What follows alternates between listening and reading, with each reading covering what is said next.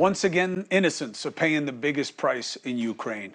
A dam in a major city was blown up, put hundreds of thousands of residents at risk. Maybe they won't have drinking water. Things were flooded, crops were destroyed, places where people need to go and travel destroyed. Now, Ukraine says Russia did it, calling it an ecological weapon of mass destruction against Ukraine. And of course, Russia says Ukraine did it. Why? To play the victim. Did they give us any evidence? No, but neither has Ukraine. So that takes us to understanding what is going on here. There's been a number of false flag operations. So we have former special advisor to Ukraine military, Commander-in-Chief Dan Rice, joins us live from Kyiv. Dan, how you doing? I'm doing great. How you doing, Chris? I'm doing very well, and I appreciate you being with us, and that's why I'm doing well.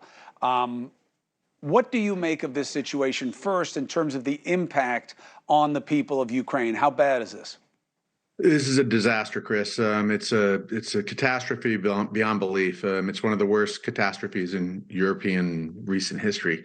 It is really bad, and it is a terrorist act by Russia against the people of Ukraine. Basically, if Putin can't own it, he destroys it. And so he knows he's about to be defeated on the battlefield, and so he blew up the dam to flood an area. In military terms, this is called territorial denial.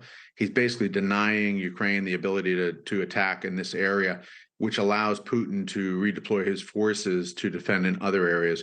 But meanwhile, you're destroying 80 villages and cities, flooding a giant area, 2,500 hectares, and flooding it with oil and ruining the area.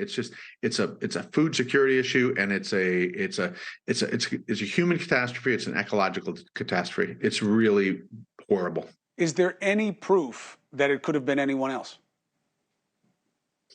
I mean, to do a full analysis of who did it could take years to prove it, but you just know it's the Russians. I mean, the Russians invaded this country illegally. They're here raping, pillaging, looting.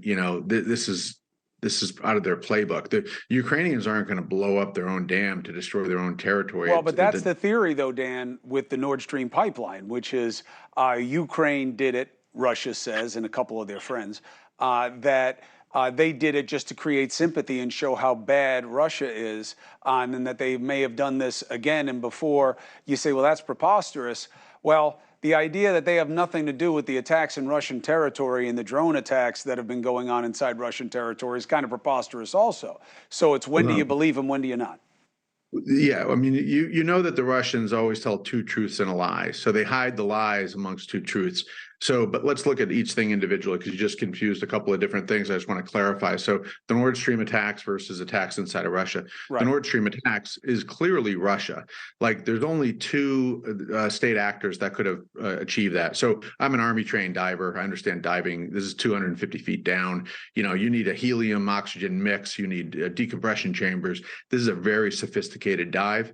Only the U.S. and Russia, maybe China, could have pulled it off. There's no way that Ukraine actually attacked this. They're using this leak stuff, which is a bunch of crap, basically. I mean, those leaks You're talking about the Washington Post report? Yeah, the Washington report is just ridiculous. Like, an unnamed intelligence agency of an unnamed country they're using as sources. This is ridiculous, and it's preposterous.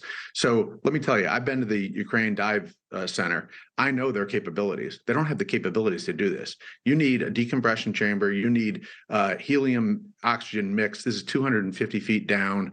I've been to 125 feet. I've never been that deep. This is a very sophisticated dive. Ukraine doesn't have that capability or anywhere close to it. So, and they also don't have the motive. So you have to look at motive and capabilities.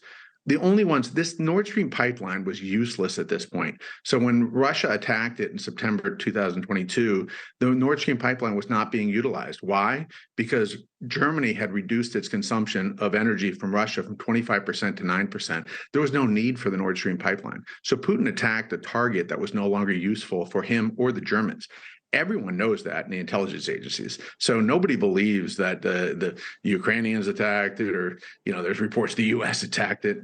We know the U.S. didn't attack it because it would have been the Navy SEALs. And if it was the Navy SEAls, we'd already have 2 books and a movie out about it. So Oh, it was sorry, beat Navy. Dan Rice going bad on his own. I love the Navy SEALs. They're great. But we do have an inter-service rivalry. Hey, thank you for watching. Please go to newsnationnow.com, newsnationnow.com, and you can find NewsNation on your television provider. And don't forget to click the red subscribe button down below. Then you will get more of NewsNation's fact-driven coverage.